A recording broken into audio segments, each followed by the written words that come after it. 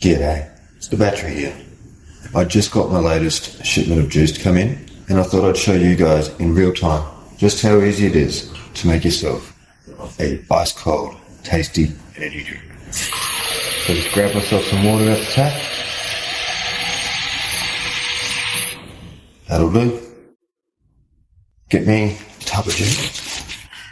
Whoa, check out those. Gotta collect all 50, guys. Check out my other video to see what's inside.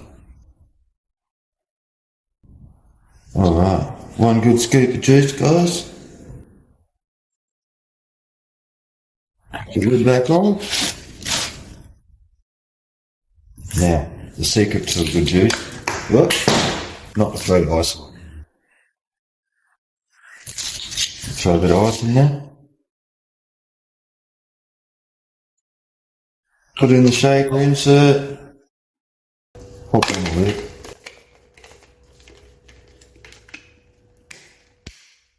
Look at that little number in it. They've got themselves a refreshing, ice cold energy drink. It's not full of all crap, those canned ones are. There's a bit of a shake, and you're good to go.